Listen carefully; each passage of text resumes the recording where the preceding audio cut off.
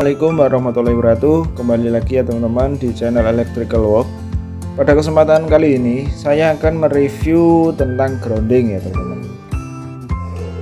Jadi grounding yang mungkin ada di rumah kita atau yang pernah kita ukur, kenapa kok nilainya jelek seperti ya teman-teman.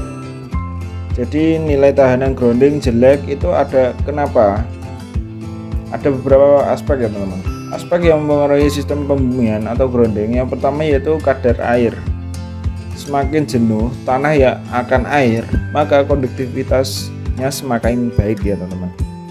Jadi tanah-tanah yang mungkin di area rawa terus gambur kayak gitu ya, itu jauh lebih mudah untuk nilai yang dicapai itu dekati 0 ohm bahkan. Yang kedua, mineral dan kadar garam. Nah, semakin mineralnya tinggi, maka tingkat konduktivitasnya juga tinggi. Contohnya itu di daerah pantai ya teman-teman. Untuk mendapatkan nilai yang bagus, ground rootnya itu sangat mudah karena di situ airnya itu air asin dan garam mineralnya itu tinggi, maka konduktivitasnya juga tinggi. Yang ketiga, derajat keasaman. Semakin asam maka akan semakin mudah menghantarkan arus seperti itu. Jadi tanah yang sifatnya itu asam maka semakin mudah dia mendapatkan nilai hambatan yang bagus, yaitu 0 ohm seperti itu. Yang keempat yaitu tekstur tanah di area yang berbatu dan berkabur akan sulit untuk mendapatkan tahanan yang bagus karena di tanah-tanah tersebut kandungan mineral dan garamnya itu sangat kecil, sehingga sangat sulit untuk mendapatkan nilai yang bagus untuk ground root yang kita pasang. Macam ground root itu ada 3 macam ya teman. Yang pertama itu single grounding root ya.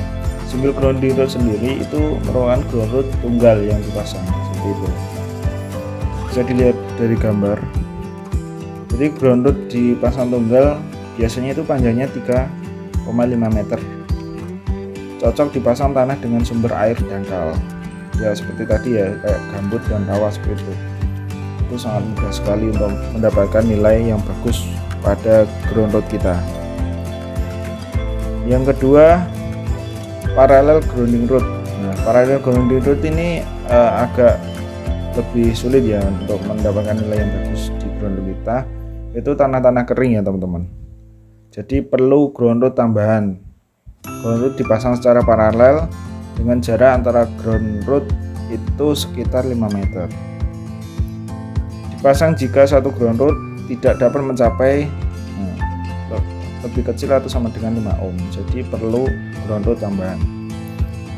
Yang ketiga yaitu multi grounding root. Nah, multi grounding root itu gambarnya seperti ini. Jadi ada banyak titik ground root, kemudian dihubungkan dengan menggunakan BC35 biasanya,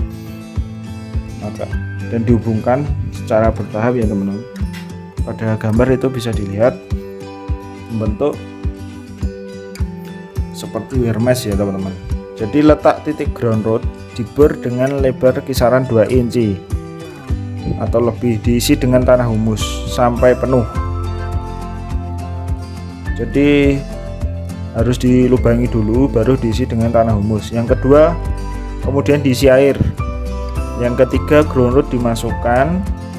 Yang keempat, parit penghubung antar ground root yang sudah terpasang kabel terhubung BC ditimbun kembali dengan tanah humus. Jadi semua yang area dari ground root itu termasuk BC35 ya, kabel WC35 yang menghubungkan antar ground root ikut ditimbun dengan tanah humus ya teman-teman. Jadi tanah yang banyak mengandung mineral agar nilai dari ground root yang diukur itu dapat lebih kecil sama dengan 5 ohm seperti itu. Nah, biasa terjadi di mana? Ground root ini biasa terjadi atau di lokasi berbatu, kapur, kering, dan basah. Jadi sangat sulit sekali untuk mendapatkan nilai hambatan dari ground root yang kecil seperti itu. Tips memasang ground root yang baik Yang satu, titik lokasi yang tidak berpasir dan batu. Yang kedua, jangan cuma satu titik, dalam artian harus paralel minimal 2 ya. Yang ketiga, pilih material ground root yang baik, yaitu tembaga murni. Yang keempat, tanah lebih dalam. Nah, tujuan agar ground root itu terhubung dengan tanah yang jenuh dengan air, seperti itu. Tell me pretty lies, look me in the face, tell me that you love me, even if it's fake.